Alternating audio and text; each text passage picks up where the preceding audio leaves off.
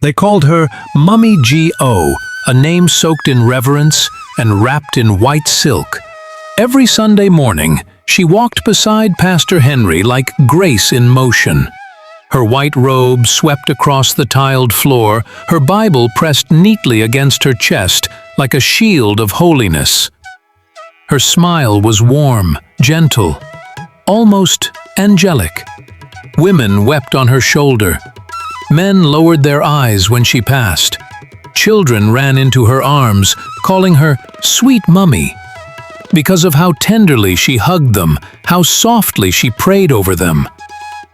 To the congregation, she was untouchable, holy, sacred, perfect. But when the church lights dimmed and the doors locked behind the last prayer, something changed. Because at night, when Lagos went quiet and even the angels seemed to be sleeping, Mummy G.O became someone else entirely. Gone were the flowing robes. In their place, tight, glittering dresses that clung to her body like temptation. Red lipstick, heels that clacked like a warning. She didn't carry her Bible then, she carried a black bag, tucked in the shadows at the back of her wardrobe. Inside it, wigs of every shade, tiny glass perfume bottles, and a second phone. One with no lock, no call history, only texts like this. Ding! Room 14, 9 p.m. Don't be late, sweet mummy. And that message wasn't from her husband. It came from Silas, a man who didn't know the first line of the Lord's Prayer, but knew how to touch her in ways Pastor Henry never could. Tattoos crawled up his arms, silver shone on his ears and nose. His smile? Sin in human form. He called her baby. Not mummy, not madam, just baby. And she kept going back, over and over again. Preaching in the morning, sneaking out at dusk with a lie on her lips. I'm off for a prayer retreat. But it wasn't prayer she was chasing. It was pleasure. You see, long before Silas came along, something inside her had already broken. Pastor Henry had starved her, not of food, but of affection, of attention, of desire. He was always in the spirit, always at crusades, always fasting. But never once had he fasted for their marriage. Never once had he noticed how invisible she'd become in her own home. So, when Silas showed up with soft words and wild hands, she let him in. Again and again. But she wasn't the only one watching. Miriam, a 22-year-old choir girl, had been paying attention. She wasn't loud, she wasn't suspicious, but she noticed everything. How Mummy G.O would vanish after evening service, how she never answered calls at night, how she came back the next morning wearing the same scarf. So one night, Miriam followed her. She watched as Mummy G.O entered Dove Heights Hotel, watched her check into room 14, then saw Silas arrive, hands in his pockets, mischief in his grin. Miriam didn't want to believe what she saw, but her hands shook as she pressed record on her phone. 10 seconds of footage, that's all it took. And now, Miriam is holding a secret that could split the ministry in two. Should she confront her? Should she delete it? Or should she wait and expose her at the women's convention next month? The storm is coming, and sweet Mummy's perfect world, it's starting to leak. Miriam didn't sleep that night. She just sat there, motionless, on the edge of her bed, clutching her phone like it was ticking. 10 seconds, that's all it was, but it felt heavier than a full sermon, heavier than any confession. 10 seconds of blurry footage that had the power to burn down an entire altar. There she was, Mummy G.O, the same woman who laid hands on the sick, who led worship like an angel, who everyone swore had a direct line to heaven, wrapped in the arms of a tattooed man with sin on his smile. And it wasn't just what Miriam saw, it was what it meant. the lie, the dual life. The betrayal sitting neatly under a white scarf and flowing robe. Her hands kept trembling. She played the video over and over again, hoping maybe it would look different the 10th time. It didn't. By sunrise, Miriam hadn't moved. The world outside had woken up. Birds chirped. Prayer groups were buzzing. Devotionals were flying around the church WhatsApp group. But Miriam? She couldn't even blink. She needed air. She needed space to think. So she walked to the church. Not to worship, not to sing, not to smile, but to sit alone at the back and just breathe. The pews were empty. The altar stood untouched. Everything looked holy, pure, but it didn't feel holy anymore. It felt like a movie set, a stage, like the truth was hiding behind the lights and the robes and the rituals. Then the door creaked open. Miriam turned slowly and froze. She walked in. Mummy G.O. Her scarf was perfect, her robe blindingly white, her Bible pressed to her chest like always. That gentle smile still played on her lips, the same one she wore when women cried on her shoulder. She looked untouched, unbothered, unaware that her secret was already in someone else's phone. Outside, the sun kept shining, but everything underneath was shifting. A storm was already moving, quiet, unseen, and it was only a matter of time before it hit. It started like every other Sunday. The choir was in perfect harmony. The congregation swayed with closed eyes, hands lifted to the heavens. The spirit was high. And at the center of it all, standing on the altar, in her glowing white robe, was Mummy G.O. She held the microphone like a scepter. Her voice, soft and powerful, rang through the sanctuary like oil on fire. You are Alpha and Omega. People wept. Some dropped to their knees, others spoke in tongues. She moved across the altar like grace in motion, her scarf perfect, her smile holy, her hands lifted with the confidence of someone who had direct access to God's throne. But then, something shifted. Mid-song, her voice wavered. She blinked rapidly. A thin line of sweat glistened on her temple. She tried to keep singing, but her words started to stumble. The hand holding the mic trembled slightly. The choir kept going. The keyboardist looked up, confused. From the crowd, a concerned usher tilted his head. Mummy G.O. de Okeso. Still, she pressed on. And then, something dropped. Not fabric, not tissue, not even a prayer cloth, but a small silver packet that hit the marble floor with a soft, treacherous sound. Flap. A second passed.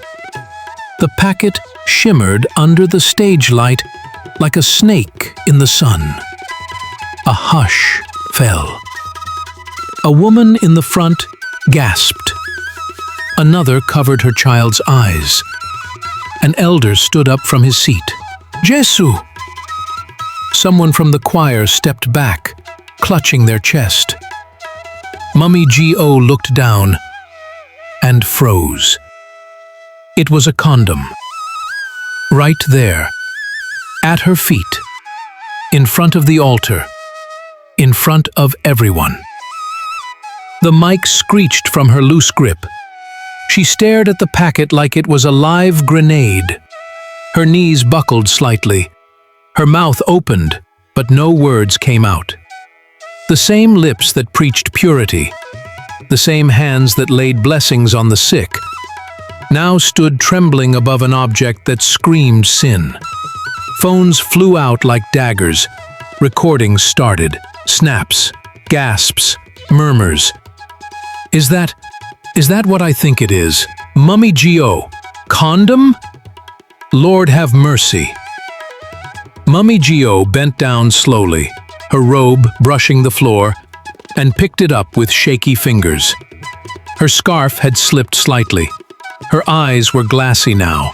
Shame gripped her. She tried to speak. From the corner of the altar, Pastor Henry rose from his chair like a man struck by lightning.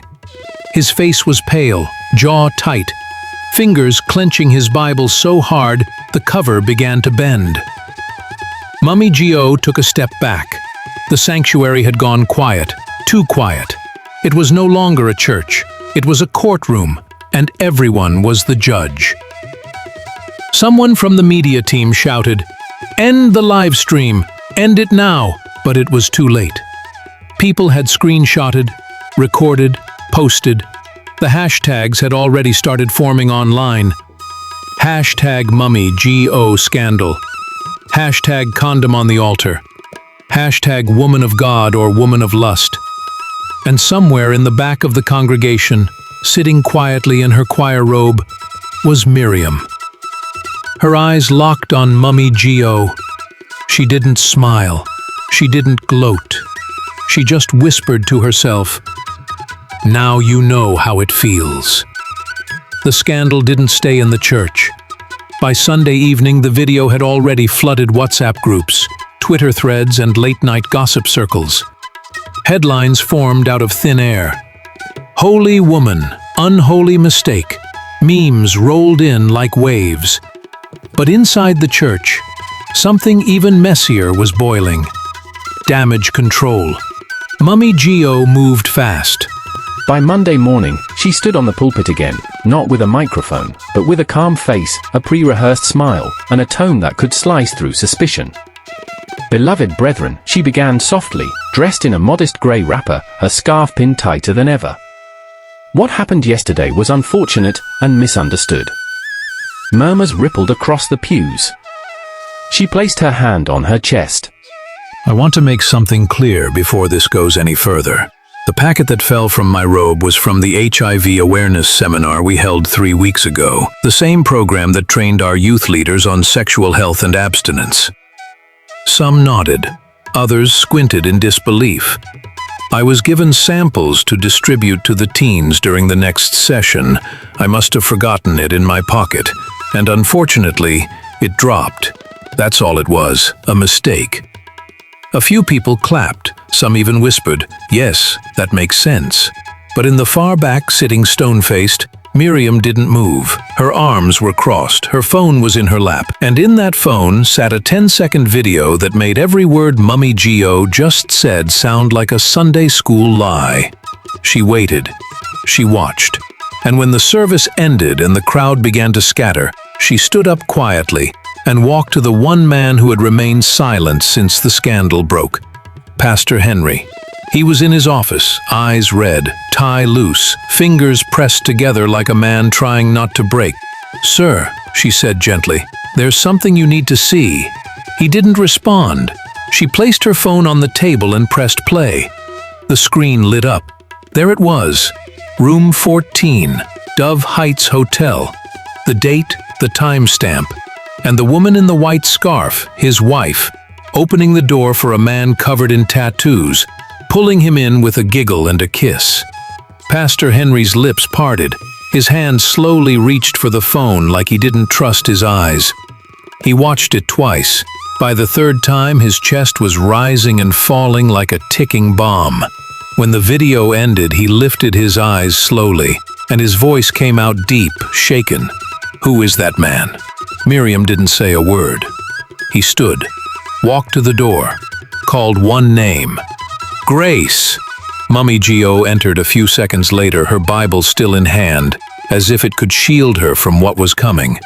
Pastor Henry held up the phone, pressed play. Her face changed before the first 3 seconds. By the 6th second, her hands had started to tremble. And when the video ended, silence swallowed the room. "Who is that man?" Pastor Henry asked again, louder this time. Mummy G.O. swallowed hard. "Please. Listen, Henry, I can explain." "Who is that man?" The room shook. Tears welled up in her eyes, but they weren't from guilt, they were from fear. "His name is Silas." Pastor Henry took 2 steps back like he had just been punched. Miriam slowly stood from the chair and stepped aside, not wanting to witness the explosion that was about to happen. "You've been sleeping with him?" Pastor Henry asked, voice low now, dangerous. Yes, she whispered. How long? She hesitated. Almost a year. A whole year, he whispered to himself, while I was fasting, while I was preparing revival programs, while I was asking God to grow the ministry. You were sneaking into hotel rooms. Henry, please, don't touch me, he barked, jerking his arm away as she reached for him. You brought shame into my house, my pulpit, my name, my calling. Outside the office, church workers pretended not to hear.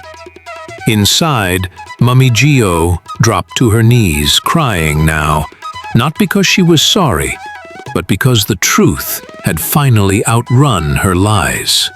I didn't mean for it to happen, she sobbed. You stopped touching me. You were always in crusades, always in fasting and dry vigil. I was lonely, Henry. I was broken. And Silas, he made me feel like a woman again. Miriam stood still, arms folded. Pastor Henry turned toward his wife one last time. His voice was hollow.